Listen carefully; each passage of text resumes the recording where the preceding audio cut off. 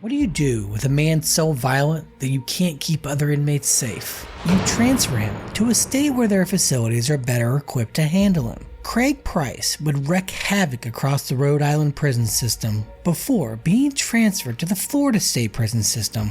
We'll check out more about Price later in the video. Does Rhode Island, the smallest state in the Union, have a big problem with violence? On this episode of Chasing Crime, we'll dive into the Rhode Island Department of Corrections.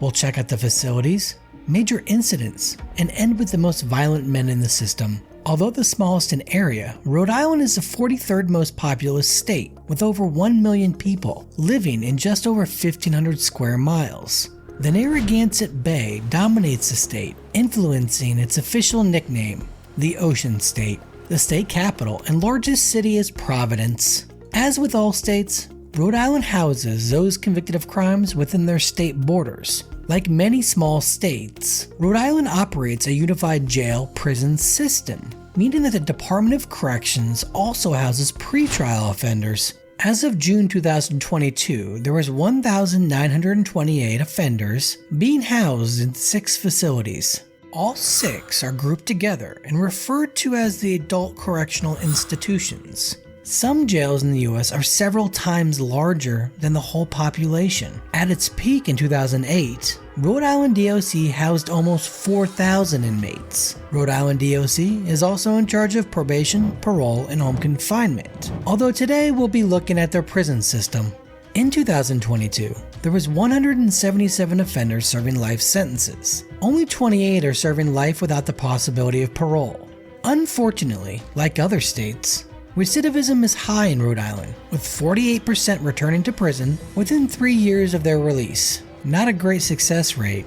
Rhode Island's prison facilities are named after the security level they house. The John J. Moran Medium Security Facility and the Anthony P. Travisano Intake Service Center are named after significant individuals. The other men's facilities are simply High Security Center, Maximum Security Facility, and Minimum Security Facility. The cost to house an inmate varies wildly, with the John J. Moran Medium Security Facility costing taxpayers $82,236 a year per inmate. The highest yearly cost goes to the High Security Center, with a whopping $225,259 cost. The High Security Center is a supermax prison for the state. It houses inmates who require close custody and control, including protective custody inmates. Due to its highly specific mission, it has a capacity of 96 offenders. The Maximum Security Facility is probably the most well-known in the state. It opened in 1878 and is the oldest operating prison in Rhode Island. The prison is surrounded by 5 observation towers and has a capacity of 466 inmates. The inmates here are serving long sentences or have had serious behavior issues at other facilities. By the way, if you think you would enjoy Death Row Profiles, be sure to check out my other channel, Chasing Killers, where I take a look at the men and women sentenced to death in the United States. Click the link above to check that out. Over the last several years, several violent incidents have plagued the prison system in Rhode Island. In 1991, a major riot would occur at the Maximum Security Facility. Offenders refused to exit the prison yard and instead decided to try to take over the cell block, but were stopped by officers using tear gas. Following the tear gas, officers with shotguns attempted to retake the yard, but inmates with shanks would repel them. After a 5-hour siege, they would surrender. One inmate demanded that admin staff, quote, curtail inmate beatings. The administration said that no such beatings ever occur. In a strange story from 2016, a man attacked correctional officers on the perimeter of the prison. 3 officers were injured after being clawed and punched by the man. On one report, it was suspected that the man was under the influence of bath salts and appeared to be in a zombie-like state. In 2018, a senior citizen inmate attacked a correctional officer with a shank.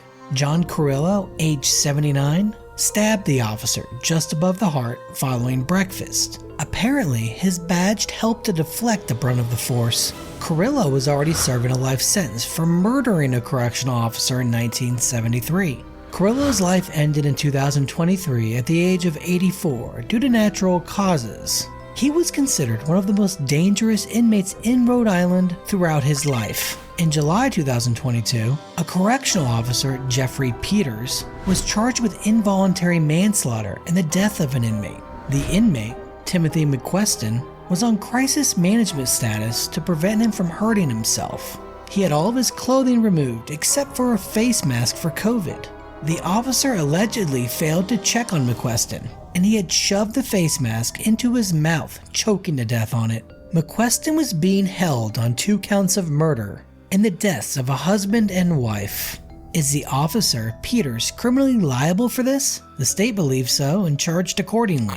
A bill being proposed by Rhode Island lawmakers would abolish life without the possibility of parole sentences in the state. One of the sponsors of the bill, State Representative Jay Edwards, said of the proposal, "Life without parole is basically the second death penalty.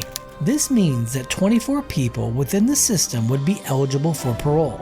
One of those men, Jose Garcia, killed 6 people, including 4 children in 1993 after a road rage incident. This bill would allow for parole to be considered after 25 years of imprisonment." Let me know in the comments if you think this is a good idea. Rhode Island state prisons have housed several high-profile inmates. Let's take a look at those men. But first, hit that like button and subscribe so I know you like the content I'm creating. Geoffrey Mailhot, known as the Rhode Island Ripper, murdered women working the streets in Woonsocket, Rhode Island.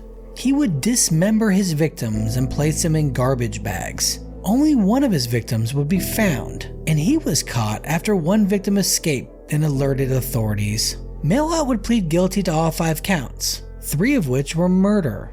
Mailhot had no prior criminal history and was described as quiet and polite.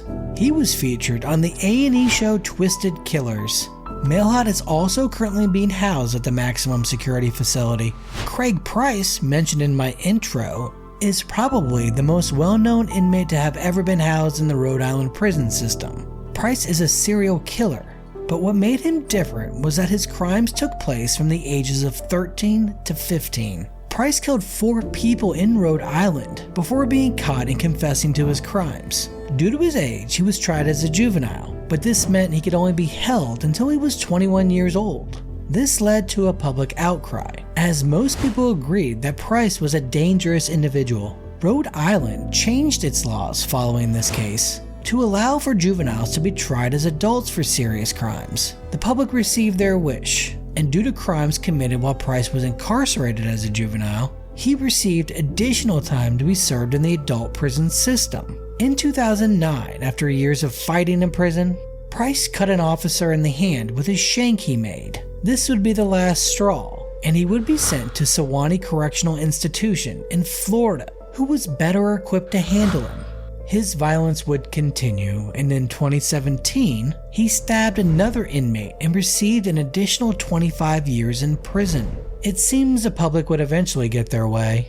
This was a chasing crime profile of the Rhode Island prison system. Thanks for watching. As always, see you next time.